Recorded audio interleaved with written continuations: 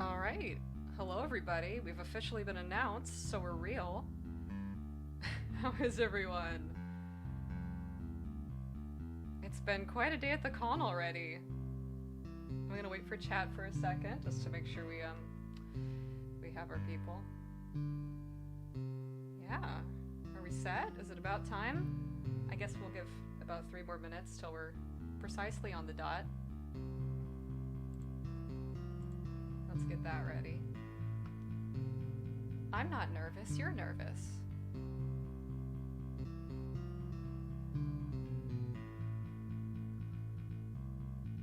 I gotta tell you, it's been it's been just as fun and exciting as a real con, I think, today. It's been going very well. Hello. Imagine existing, couldn't be me. Bart's here. We'll talk more about that, but it's very important that Bart's here.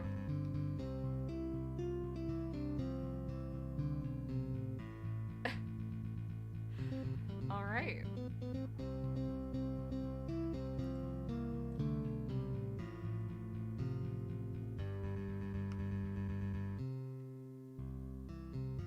Yeah, he's there.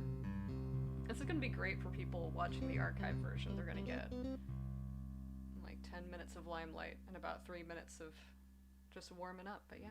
My mic is kind of low. Thank you for letting me know. I'll adjust that there. How are we feeling about that compared to the music?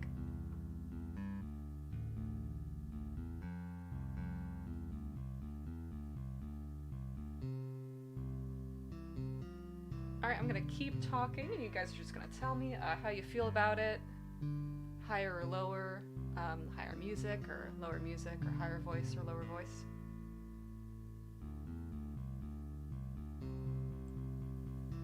Let's just put me back up to like here maybe. Yeah, because I can see. Alright, I think, yeah, let's just crank me up there. There we go. Okay, nice. Awesome. Awesome. Love that. Okay, well, it's 4:59. I think it's about that time. So, welcome everybody officially to the Act 8 quieter music. Gotcha. Okay, welcome everyone officially. Yeah, to the Act 8 panel. Yeah. Now we're good?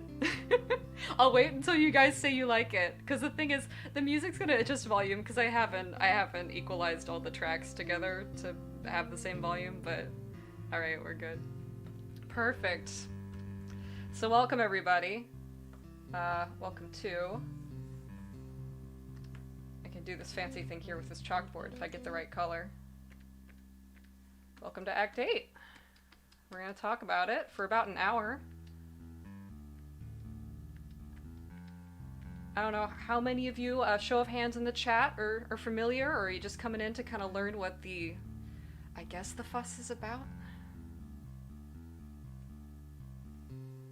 Some of you are very excited. That's lovely. Thank you very much.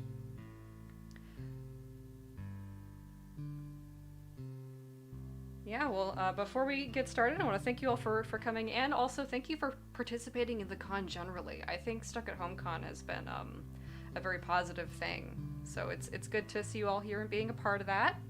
That's great, and that's great that some people are here to learn. I'm here to talk and hopefully, you know, talk about it well. I'll introduce myself to start. My name's Momo. I'm 28 years old. I started reading MS Paint Adventures back in 2008 while Problem Sleuth was updating, so I've kind of been around for a while. And I sort of instigated the Act 8 project, and since its return in 2019, I broke into his house. I've been doing it all by myself with some help here and there with some coding things I can't do alone. And today our plan is to talk about Act 8, yes, but we're gonna introduce it to the uninitiated. We're gonna go quickly through a timeline of the entire project, take a quick detour into describing Lateral projects and how they work. And after that, we're gonna just go over why big projects like these happen. Why do certain fans decide that they want to do these things? How do they find the time? And that sort of thing. And at the end, I've got a surprise. So hopefully it's all going to be worth it to stick around to the end. Yeah. Alright, so what is Act 8? That's an excellent question. So Act 8 is hosted on MS Paint Fan Adventures, which you can go listen to the archive version of the MSPFA panel to learn more about that platform, kind of who runs it, people that are there, and why you should check it out if you haven't. Act 8 specifically is a fan continuation from Act 7 onward that started back in 2016. It's currently 419 pages long. It includes full flash animations, interactive games, and it turned 4 years old this year. So it's, it's been around. 2 of those years it wasn't actively updating, but it came back, and we'll kind of get into that too later. It's also got, not everyone knows, a lot of weird peripherals sort of floating around in here. I'm gonna turn down the music a bit. It's got a music album that folks put together in 2016. Caliborn has his own in-character spin-off adventure that's kind of like riffing off of it a little bit. And of course, an entire mashup album we did in character as Caliborn. You can eventually find links to those at the very first page of the MS Paint Fan Adventure. But I still have to put that together. I'm chasing a lot of hairs right now, so I promise it'll be very easy to find someday. I also have a lot of little interactive, kind of JavaScript-based bits in it right now. There's a functioning kind of cookie clicker game and a little music puzzle in one of Kanaya's updates and some concurrent pass logs and things. So basically on all fronts, I'm trying to keep in the spirit of a webcomic that is kind of using all these different multimedia approaches. Act 8 is very much an active interrogation of Homestuck by exploring the medium of its creation, trying to find maybe what narrative biases exist in there. It's an analysis through recreation, I kind of like to think of it. For the kind of essence of the project, beyond just describing it as a fan Calicor, yeah, I'm really proud of it. Beyond just describing it as a fan continuation, it's trying to be a very genuine exploration of all the characters. A lot of them come back. Alt Calliope is featured prominently. We got a little bit of Jaspros in recently. We're bringing everybody back. It's trying to, I guess, answer a lot of the questions that Homestuck posed, because it's that very interactive work in the first place. So I've kind of thought of it as sort of a Narcissus Echo situation, where in trying to answer the questions that we were tasked to answer, we are limited to essentially the words and the information we were given. So how do we do that, right? But you don't have to take my word for it. If you want, you can read some things other people have said. We've got Thing Like Her Bucky from the Will at Homestuck panel earlier today, and we've got my friend Daft, and these are some takes on how they've experienced the project, because it's the mayor's around. Well, yeah, I'll absolutely kind of talk about individual characters near the end. I'm gonna leave that on screen for a second. It is trying to be an intentional engagement with the ideas, I guess, of Homestuck. I mean, anything would be, right? But I don't want to speak too highly of myself, but that's kind of the idea. And this is from Austin, who will talk about more about what a big part of the project he was, and how closely we worked together, and how he kind of influenced things, and was just such a big part of how this all went down. And then at the very end, we have I think it's fine from Pilot Blacksmith. I want to be fully transparent. The other people in these pages are my friends. They like me as a person. They are biased. I think this response is probably the most likely response most people are going to have with the story. It's fine. It's done with limited resources, with a lot of people involved in the beginning. And I'm not a perfect writer, so I think you're gonna have probably an it's fine kind of experience, but I still welcome that, and I still encourage people to take a look at it if they so desire. Before we kind of continue, but before I kind of also recommend it as well, I want to give a little bit of a content warning about the content of the story. There is Homestuck typical violence, there is some eye trauma if you go and watch the Unfinished Resolve.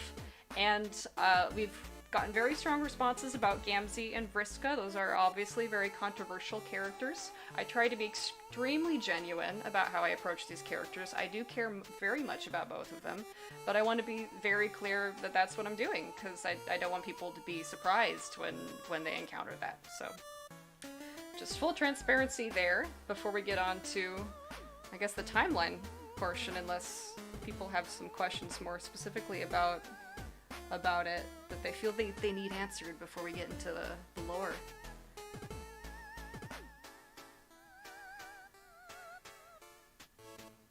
I'll watch chat for a bit here.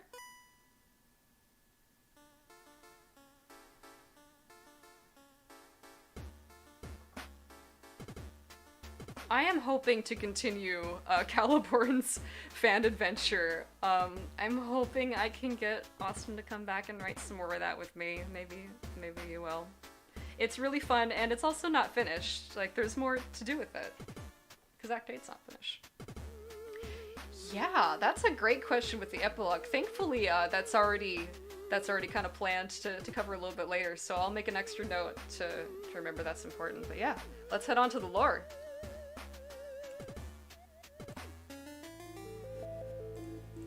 So, maybe a lot of you were in the fandom back in 2016 and you kind of remember, but Homestuck died. It ended. It ended on 4/13, the meme number of 2016. Act 7 happened, and across the fandom, I would say people weren't completely sure how they were feeling. Individual people may have known what they were feeling, and they may have known what they were feeling very strongly, but collectively, there was kind of this sensibility of tension across the fandom. Not all of it was negative tension, so to speak. There were some very productive conversations. People were engaging in the ending very genuinely, I believe. It's positive to be interested about these things. But for a lot of us who had been in the fandom for 7 years, reading this thing the entire time, you'd spent so much time with this content, you'd become so invested in the questions it was posing and the characters and the conversations it was having, that this didn't and possibly couldn't have felt like the big bombastic ending that maybe people wanted. And this was before the idea of a fan continuation or a new continuation that was going to be in direct contrast or struggling with the canon, but it was not before the idea of like the reader and the author coming into a sort of weird conflict. Like this is perhaps ingrained into the very DNA of MS Paint adventures, inherited from the sense of issuing commands for the characters and that sort of thing. But with Homestuck, it's become so integral to the brand and to the product that the reader is now like a fully fledged character. The awareness of the reader is so central to the text that perhaps it's hard to imagine any sort of continuation of Homestuck from this point not acknowledging that. And particularly back when Homestuck ended in 2016, it was in this condition that it's always been in, where the idea of narrators, or the idea of the storyteller, is Homestuck's own villain. So at the time, the ending of Homestuck was framed as this event of potential liberation, not just for the characters that we had become so invested in, but for us as readers to kind of take our own agency of the story's ending and its meaning, as if Homestuck itself was saying that it was its own villain. It was never going to solve its own problem, I suppose, if I'm expressing that correctly. I'm not sure. I don't have my notes open right now. I figured I'd be better off winging it. Let's see. That sounded very, very interesting to me, probably for the same reason I listened to a bunch of disaster podcasts. I just couldn't help myself. I wanted to get into the kind of messy, perhaps, problems with that sensibility. So almost immediately, I kind of got to work on thinking, how could we do this? And almost immediately after that, I got, a bunch of friends to kind of team up with me and start creating the resources that this could become a team project that people could start working on together.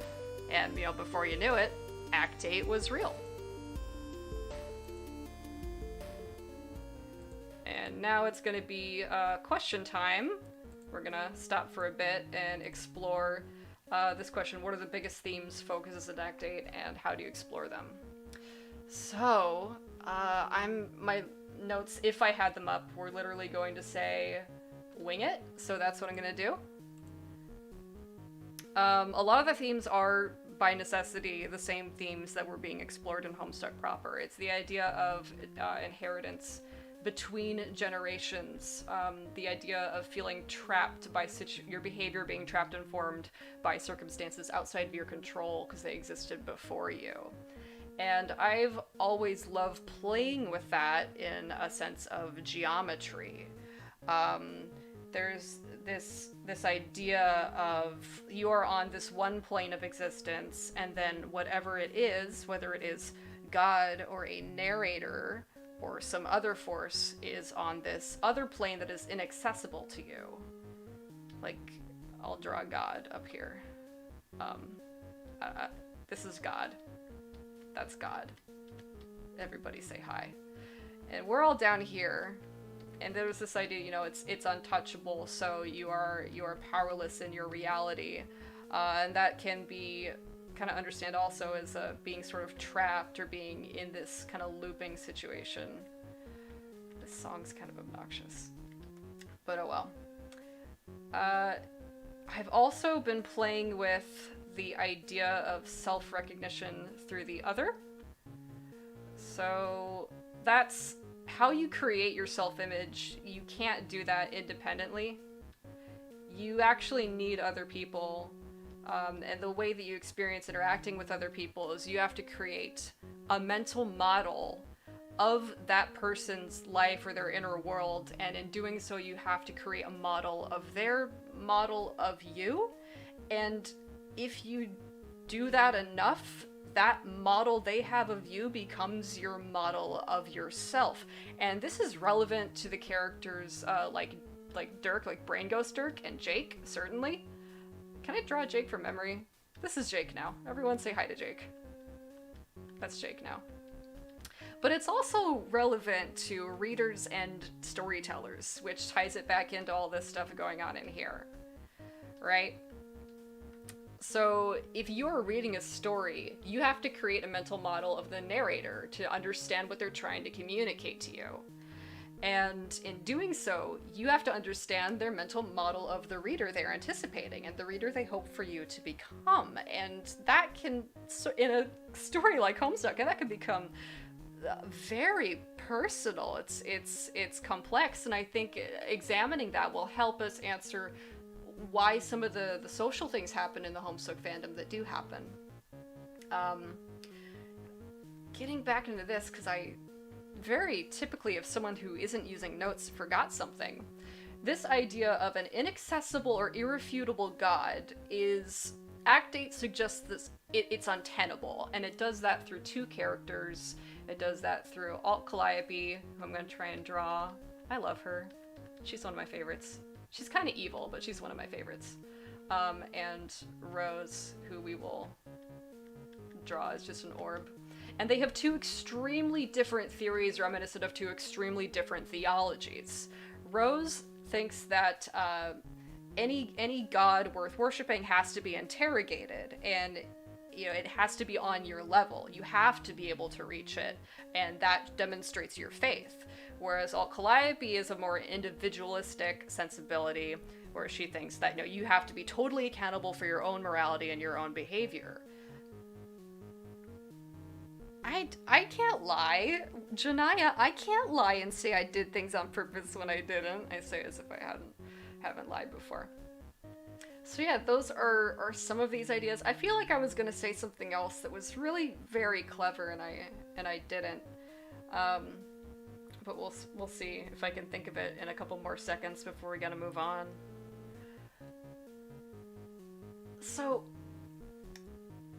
the idea of there is something kind of above you, there is something external that you cannot reach that is changing your life. This is somewhat true in our lives and like the power systems we live in, but they are happening. That's good news that we are in this closed environment because it's on our level. We can interact with it. We can change it.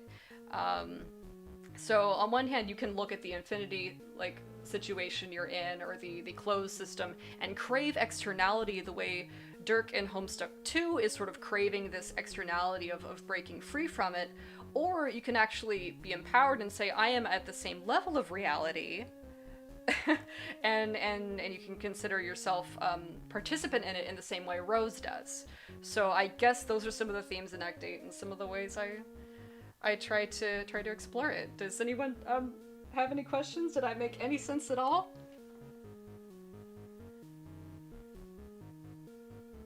I'm gonna watch chat for a bit.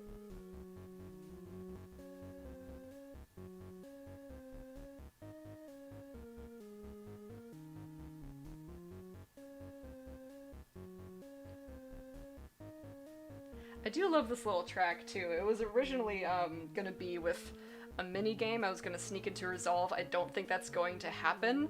It was gonna be a little dating sim where, spoilers, dead Andrew Hussey like talks to death. Maybe I'll still do it, because that suddenly sounds exciting to me to do that. Okay, we'll move on then. Thank you. Alright, we're gonna talk a little bit about lateral projects, why Act 8 wasn't really one, but sort of was, and why you should do one or not do one. So, a lateral project is purely democratic in theory. Everyone kind of has an equal say in the direction of how things are going. There is not one lead that has veto power over anyone else. They all communicate and work on things with each other. They delegate tasks to each other. Even if one person is in an organizational framework, they are not necessarily your boss or a person of authority. And I really like these because I'm a filthy communist. So there's pros and cons of them, however.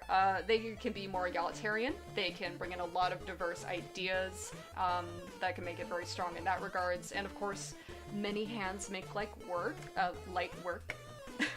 The cons is to make sure that everyone is respected and given the time they need to be participatory in this. It takes that extra time. And there is a risk of design by committee where no one person is always allowed to kind of be an expert on one thing, or experts are rare, and that can sort of kind of come together. But usually I say these are very positive to do, especially in fan communities. They're good experiences to have. It's good to know how to work in a sort of lateral situation, because a lot of places that you end up in life are going to be that, whether you realize that they are or not. And it's just, I think, a good part of the arsenal of, like, proper adult social skills. Some of the lateral things we did is we started with this big, totally open Google document that anyone could submit their ideas to. It was just honor system, anyone could just change anything. We didn't even get any trolls or people just destroying the whole thing, which was a miracle, but it happened. We had a fully accessible Mibit IRC that anyone could just join in at their leisure, and we also had a forum that is still up, and you can go there and look at like all my devlogs and all the conversations people were having, and kind of reflect on that. So these all sort of worked, but it wasn't possible for it to be completely lateral, because as people came in to work on it, inevitably they were going to have to start having one-on-one conversations with people. Whenever the work had to be done, it usually ended up having to go through me anyway, because I was putting in the most time, or I had some weirdly diverse skills from going to a video game college, so I knew a little bit. Yeah, the forums is still up. So I knew a little bit about coding, I knew a little bit about music, I know a little bit about animating, I knew a little bit about art. So unfortunately, it didn't quite end up that way completely. The people who sunk in the most time ended up having the most say, which I guess might just be how these things work naturally, but yeah, it wasn't perfectly lateral. There were some different expectations going into the project as well. I wanted it to be done very quickly because I wasn't sure my material situation was going to be sustainable to work on it, but other people had a higher bar, a higher expectation. That was totally fair to have. It wasn't possible to meet their expectations, and I still feel very bad about how that went for them. But overall, it was still very positive, and I feel very glad that I attempted to do it how I did, because I got to meet a lot of cool people. And with that, we're gonna talk about what happened in November. I don't know if you guys... You know, there was this thing that kind of happened in November, right after the last update we did that year, and pretty much immediately I figured out, uh-oh, I don't think I can spend that much time on this anymore. Some shit is gonna happen. And it did. So I figured out pretty soon I wasn't gonna be able to work on the project anymore for some kind of personal reasons, and I handed it over to Austin to be the director instead, which he immediately shut it down and took a lot of the readers and the team to go work on Vast Error. But I don't regret that at all. I think that's wonderful. I have been so happy to kind of see Vast Error kind of spring up out of Act 8's grave in the wake. I feel very positively about that. It was nice just to see something come of this, even though I wasn't able to work on it. Like, I'm gonna go into the details a little bit. At the time, I was taking care of my grandmother. Her health was starting to decline. That wasn't the living situation I had with her probably wasn't gonna hold up. And it didn't. We got evicted very early the next year. I had to move out and find a new place. That summer, my laptop overheated, so I didn't have a computer for a while. And I was immediately having to take 2 jobs to make ends meet, and that just wasn't gonna work. So that's why I was gone for 2 years. Sorry about that. The good news is everything worked out fine. Grandma's doing great. I was very lucky in where I landed. It's all good, but I just want people to know the reason wasn't that I felt negatively about the project or I felt negatively about Homestuck even. It was very much just sometimes circumstances come up and there's not really much you can do.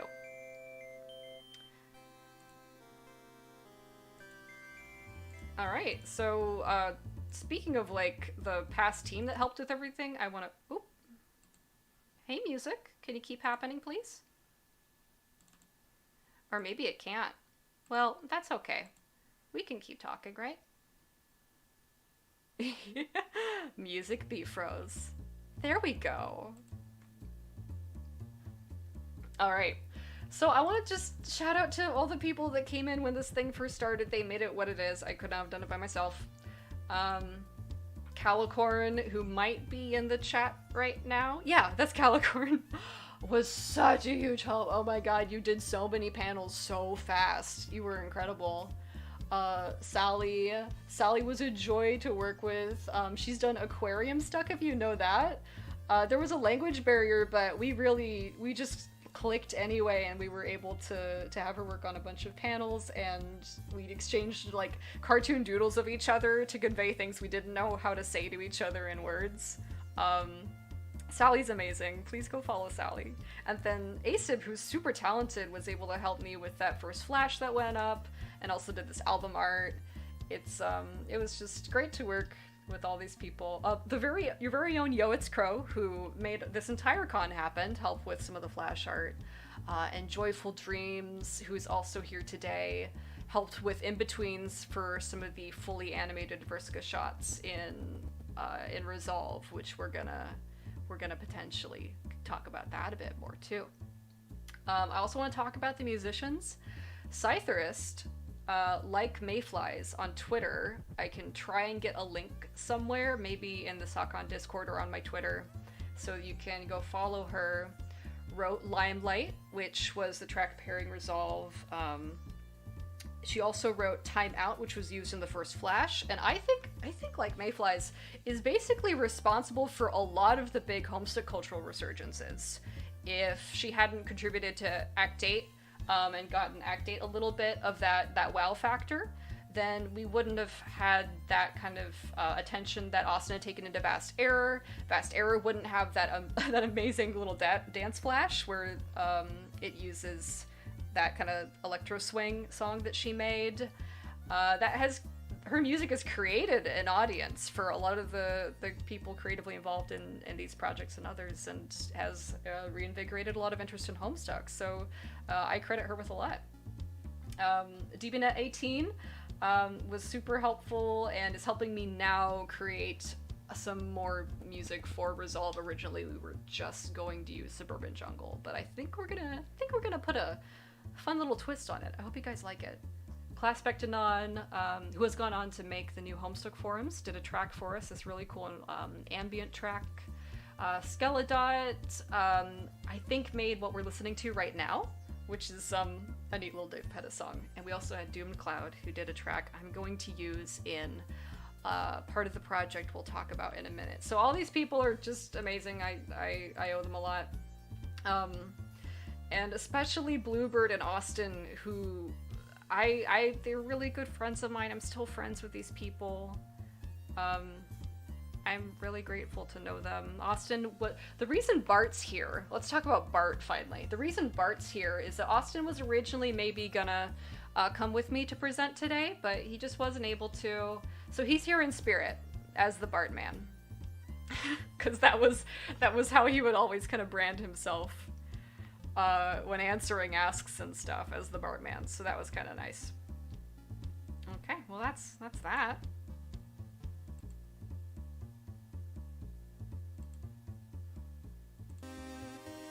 So, Act 8 came back. It came back in 2019. Why'd that happen? Weird, huh? So I'll tell you the story. Sometime in April last year, I was visiting a friend who was in town for a convention, and this was, I think, late April, so the 13th had already happened. We already knew that the first thing had come out, but the rest, I think, dropped that day while we were talking. So they just said, hey, so the Homestuck epilogues just posted, and I said, that sounds terrifying. And they were like, yeah. But since I had experienced such a broad range of emotions while dealing with Homestuck, positive and negative, for various reasons, and it had been such a long time since it started and since it apparently had ended, I was sort of curious. I was like, you know, I'm hearing a little bit about this. Maybe this could be interesting. You know, I'll take a look. I'll see what happened. And, you know, it happened. It absolutely happened. I could not read all of the epilogues myself. There was some content that is kind of out of range for me with just some of the places they go. But I wanted to engage intellectually at a fair level with this and see how I felt. And I thought, well, you know, maybe this could be a good thing. Maybe people could make a conclusion from this that, you know, sometimes Homestuck has very negative intentions for you, and you have to guard your feelings, and you have to be critical, and you have to engage with things critically, and you gotta be, you know, really careful about it, because you can't always trust its intentions, right? But as time went on, I got more and more kind of confused about, I guess, the sensibilities going on in here. It was, you know, very clearly antagonistic, and a lot of people felt pretty burned by it, and I was starting to have my own suspicions that maybe this wasn't the best idea. But, you know, for better or worse, it did get me thinking about it, and that's inevitably what Homestuck does and what we like about it. Homestuck makes us think, really makes us think all the time. Especially, I just can't stop thinking, so I guess that's why I'm hooked. So I decided to give it a try and make another update. I was gonna just make one test update and see how I felt, and I did. I finished the Scourge scene with its second half, so that was a 3-year delay right after Carcat died, oops. But I made one more update, and it turns out I had a lot of fun, and I honestly miss doing this.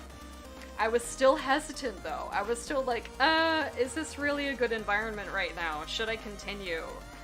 And then a little something happened that summer called Stuck at Home Con, where you all are today. Imagine that. And Stuck at Home Con was so lovely, and watching Naked Bee's panel on Theater of Cruelty was so lovely, and the people were so cool, and I thought, you know what? No, it's fine. There's something worth doing about all this still. I still had all the sensibilities I started out with, and I still thought, you know what? Let's do it. Let's do it. Let's make more Homestuck.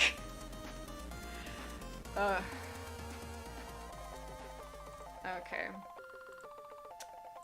But you know, it's not so simple just to make more Homestuck, right? Especially if you're trying to recreate a lot of the facets of this massive, massive project.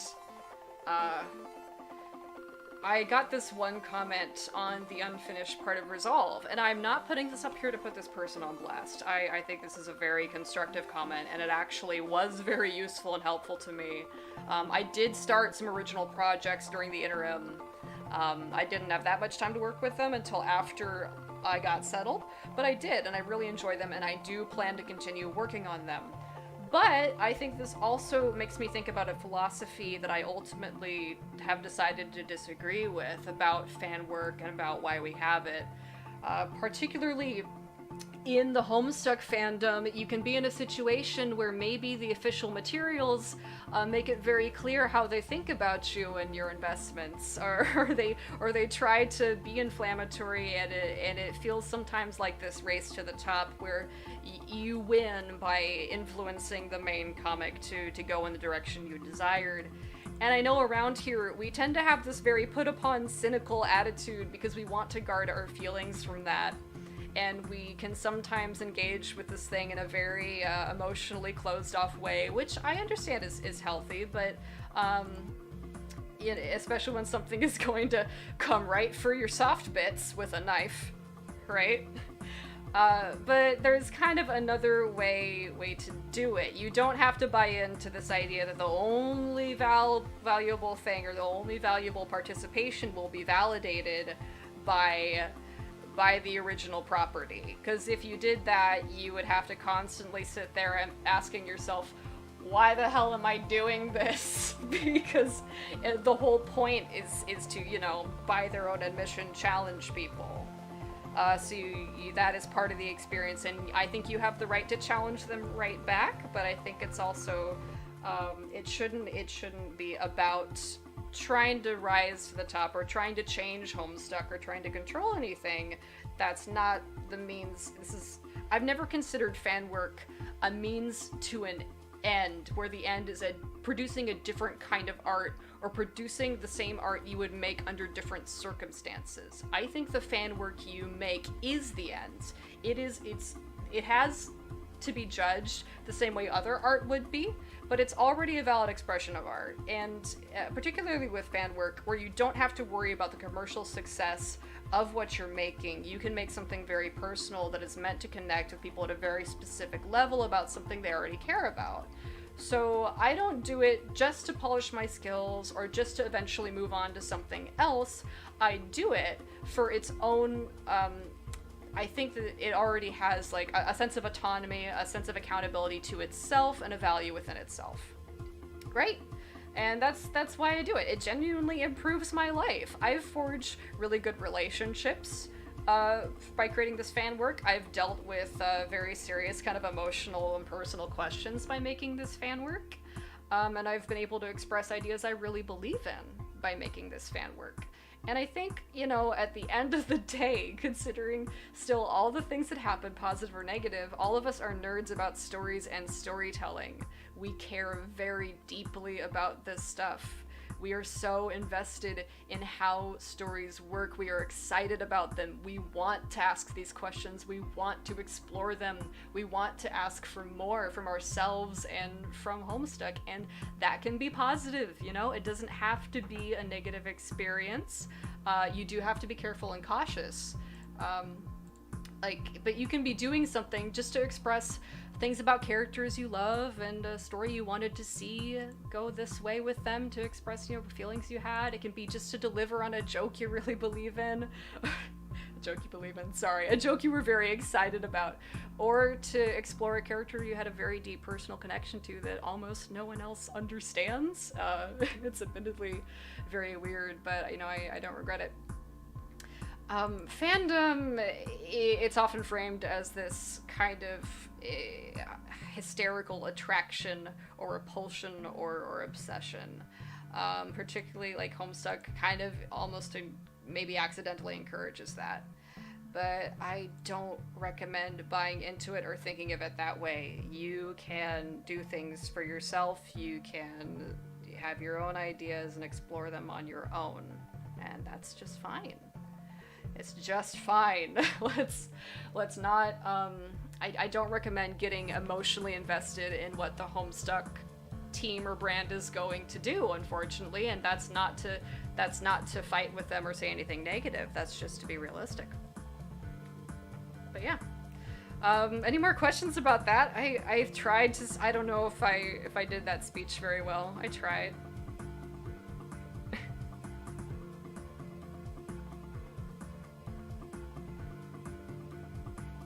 Yeah, we have to take accountability for ourselves and our own reaction to fiction, first and foremost. That's not to say don't be critical. That's not to say don't have the conversations at all. But don't wait for someone else to understand you. I don't think it's gonna happen. And that's okay. Like, that's life. I did good. Okay. Alright, well, in that case, we have about 20 minutes, so I'm going to demonstrate... No, not Limelight. Or yes, Limelight. Okay. I'm going to demonstrate some things that I made that maybe people didn't notice while they were going through, or maybe it's just kind of fun to explore them a little bit more. And give me a moment here while I kind of get into that. I gotta... I was supposed to prepare these. Oops.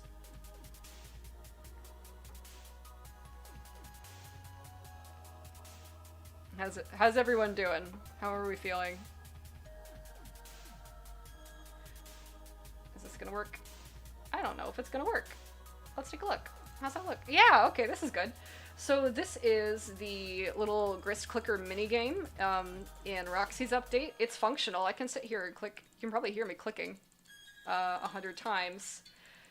It's not a fun kind of playable, but it does function.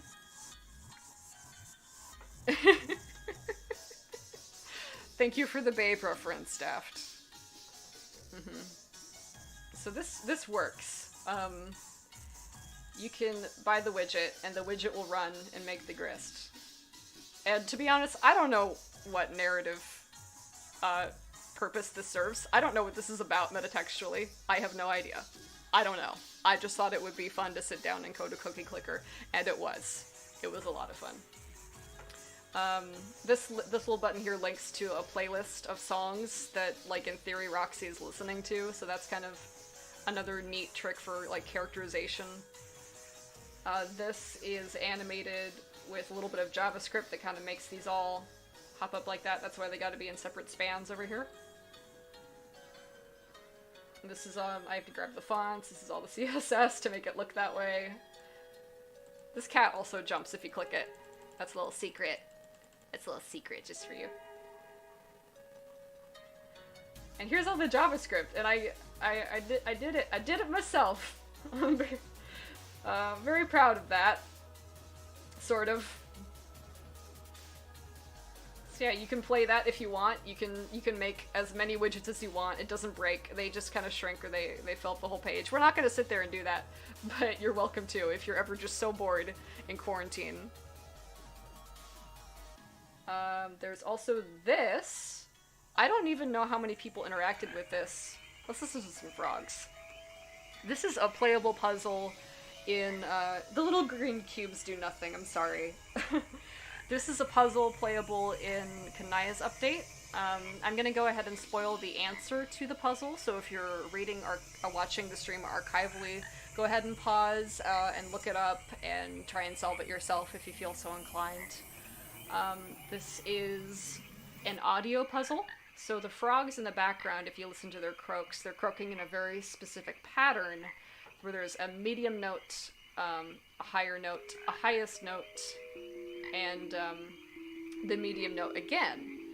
So if you listen to that and you go, oh, okay, lowest, medium, because it's up and down, and then highest, 2 up, you can go, okay. And you can also click them to, like, hear what they sound like. And that solves it. And you can just kind of do that for fun. I just wanted little bits in there to actually make this idea of, oh, the kids and trolls are gonna go do puzzles, which sounds kind of bullshit, right? But it was an opportunity to kind of do some fun JavaScript things and kind of express some maybe fun ideas. I don't know if there's any meta text in this thing, but I'm gonna say that there is, and just force you guys to analyze it until you're blue in the face. I will also show you there's a hidden Ovara from Warframe back here, because she's a frog-based Warframe, and I love her, and she's my main, and she's the best Warframe. And if you disagree, you're wrong. What else? I think I have to show. Yeah, we're just gonna go right into the meat here. Can I do that, please? I would love to do that. So, down here, I'm not going to go over it too much. Mad fixed it for me. Originally, it was really ugly. This is the JavaScript that powers the concurrent pester logs, which I'll go and demonstrate here if people haven't seen those in a bit. Basically, there's a first chunk that will go through all items that have a certain a tag on them, and add a display styling to them or remove it, and that kind of helps determine what log you're going to be looking at when there's a lot, because there's scenes where a character is talking to multiple different people at the same time. So can we just go to, let's see if I can, whoop.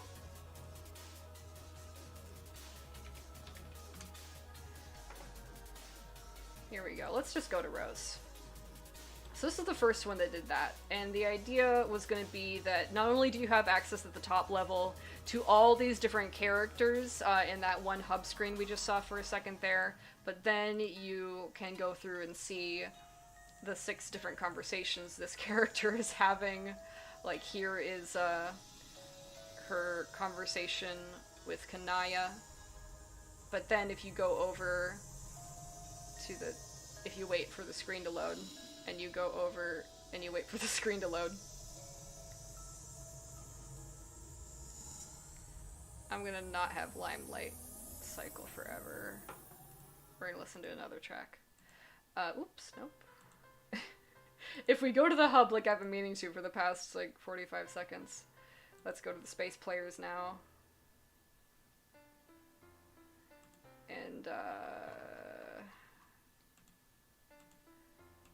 And it's the same conversation. So you'll see these people having these conversations from different perspectives. You'll get more information as you go through each update, but it's all happening at the same time. It's simultaneous, which there's themes involved in that, I suppose. But yeah, those are some of the kind of cool JavaScript things I've been excited to do in the new part of the story, and that's been really fun. Well, that's all for things that have already been made. I want to talk about things that haven't been made yet, because there is a... Oop, yeah. There is a plan for going forward. So right now, there has been a lull in updates as I work on Resolve. And that is a big 10-minute... It's basically Act 8's Cascade. 9.5-minute flash animation detailing the very, very center of the story. Yeah, if you click on the planets in the hub update, you go to the different updates that all the characters have, and you kind of keep cycling back to the hub as you go through that chunk of the story. And you can at any point kind of revisit, but still following that arrow if you need to know the order of the chronological release, if what you have and haven't read, I guess. There's some maintenance I have to do so that all the logs are still readable from the main search page, but mostly I'm pretty happy with how it turned out. Updates are probably gonna pause until more headway gets done on this thing. And before that, we will have an intermission that's been killing me because it's supposed to be a sort of metatextual commentary about author inserts, right? And that's been a moving target right now, so I'm being very careful and very deliberate about how I do that. I don't want to do anything irresponsible or inappropriate with that concept. So once that's done, the final update of the intermission is going to go right into Resolve. That's going to be on page 444, because that's right in the middle of the page count for Act 8. I know exactly how many pages it's going to be. And then after Resolve, we are going to have a walk-around project called Dune Swept. And Dune Swept, minor spoilers, is going to take place in the Dream Bubbles, where you play as Terezi, and I think maybe one or two of the ancestors. We're gonna see. And that's part of this. Once I get to that part of the story, I'm probably gonna look for more contributors again. I want more writers to help me deal with all those characters. I guess check the social media if that sounds interesting to you. I have a couple people in mind I'm definitely gonna ask, but I'm sociable. I don't bite. Yes, the entire story is planned out. I'm still making flexible changes whenever I get an idea I like better, or an idea that seems obviously better, but I've always had a complete plan of a rough scaffolding from day one. I kind of knew, okay, these were the themes as I understood them. This is my answer to the problems posed by those themes. Here's how I'm going to express that. So that was pretty, I want to say simple. But the expression of those and trying to really interrogate the reasoning of those answers has been obviously more complex. So, yeah, I cannot wait for Dune Swept. I'm really excited to do more like game and puzzles. There's some people who have told me they want to come work on it that I've wanted to work with forever, so I'm very excited for that. Yeah, there's going to be 8 sub-acts of Act 8, but some are very tiny. So it's kind of funny. But yeah, that's the plan so far. I'm gonna do whatever I can to make that happen. We'll see. And now, I actually do have that surprise for you. I don't know how well this is gonna work with the streaming software, but I'm gonna try. I'm going to give you a preview of what's done of the second chunk of Resolve. I've finished almost every shot. Almost every shot of the Crystal Shells Themaquins sequence, but not completely. So I'm gonna share it with you today, but please note that it is a work in progress. If you see some shots and you go, oh, it's kind of cringy, or oh, I don't like how that looks, or I don't really get what's going on here, I'm right there with you. I totally agree. Half of this was done 3-4 years ago, and the other half is kind of being done on top of it now. There's some placeholders and stuff. So I want to share it with you anyway. So please feel free to give me your criticisms or your recommendations. We're going to play it in a second here. And just tell me what you think and enjoy.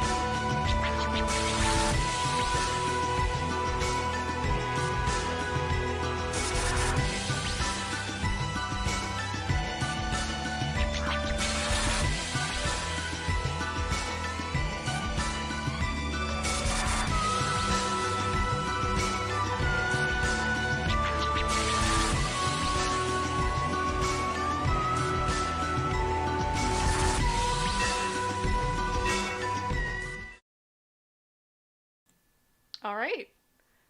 Chat's behind, so I'm gonna wait for a minute.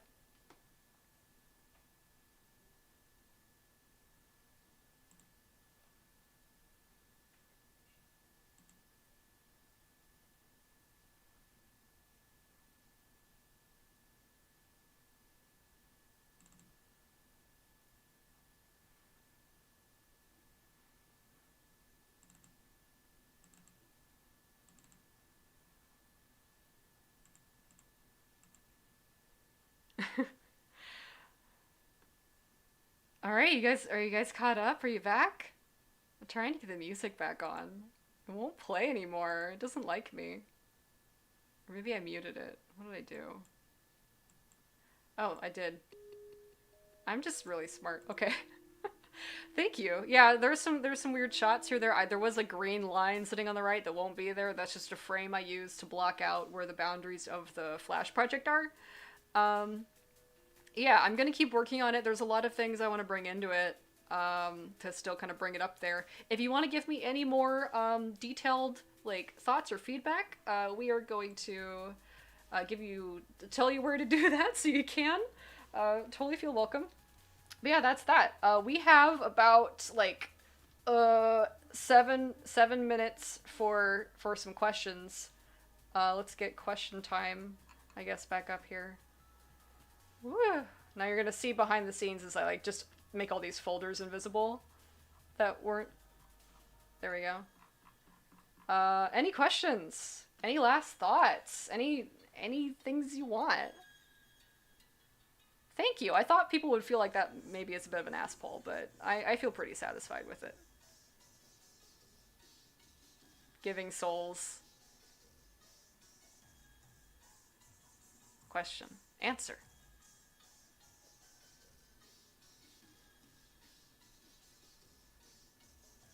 Caliborn's already in jail. He can't commit any more crimes.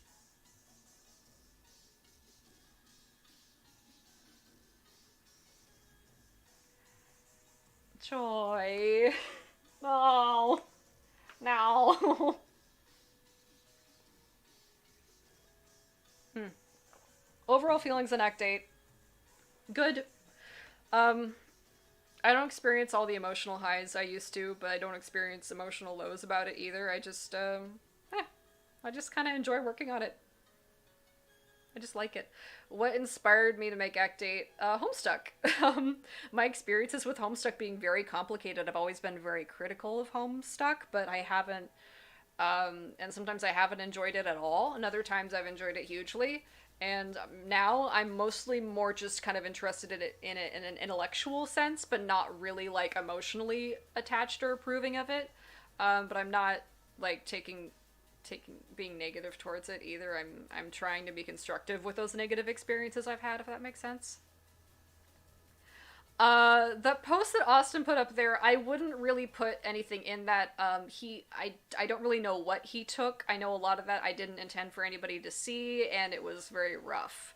So, yeah, I accept that folks are gonna hunt that down if they want to, but I wouldn't look into anything in those documents.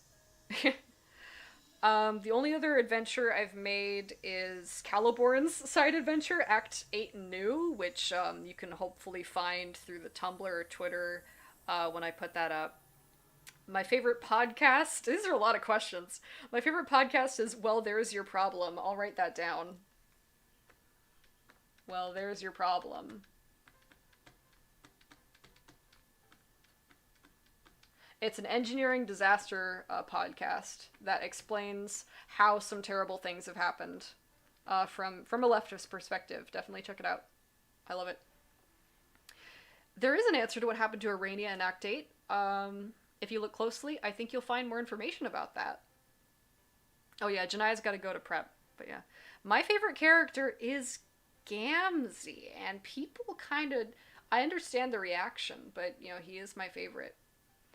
The characters I like best, though, are probably Rose, Kanaya.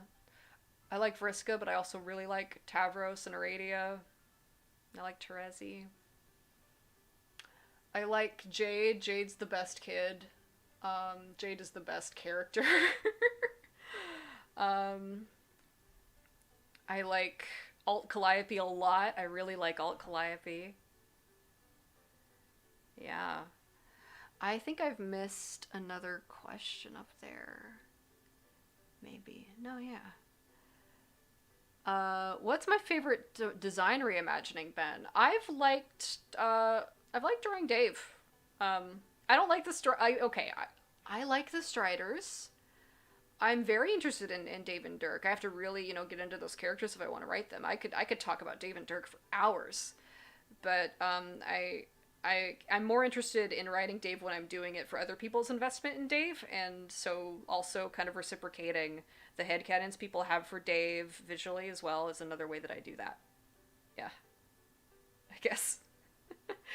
I know it's dangerous to say the Striders aren't your favorite. I think the Striders are super super valid, and Strider fans are valid. I'll say that. The most interesting character to write is definitely Alt Calliope. I love her. She becomes so symbolic of the fandom and the reader and the story itself in the same way Lord English is symbolic of Homestuck itself. So Alt Calliope has been hugely useful to express the philosophies of Act 8, and kind of wear its heart on its sleeve with her. I love thinking about her character psychology. I love thinking about her origins. And I just like her a lot. Oh, my least favorite character? Huh. Um. Huh. I don't really have a lot of negative feelings. I don't have a character that comes on screen and I'm just like, ugh, why is this happening? Maybe Horace. Or maybe not. I don't know, because I don't think about Horace that much either. I guess I just don't enjoy Horace because I just don't enjoy weird, like, the kind of weird sex things about teens. Like, I know there's a way to write about those things. I don't really know if I approve of the way Homestuck's writing about it. Okay, how did the epilogues affect Act 8? Act 8 did not change any of my plans for the story. The epilogues... It's been interesting to see the epilogues go in similar directions as some of the story. I've considered a lot of the ideas, the thematic ideas and arguments presented by the epilogues about stories and storytelling to kind of continue that conversation, but I've had to protect myself sort of on an emotional level from a lot of the things the epilogues are doing. So it's kind of hard to address that in a fair way when I can't engage 100%. But yeah. Yeah. I don't know why I dunked on Horace. He hasn't hurt me. Yeah. I don't know. I just don't have... Because if I said that my least favorite character was Dave, people would go, what the hell? But, I mean, I guess that's the truth. But even then, it's not like I like him, actually. I get really interested in that character's character arc. Everything's interesting to me. I joke a lot that I'm 28. I don't need good experiences anymore. I just need interesting, new experiences. Yeah.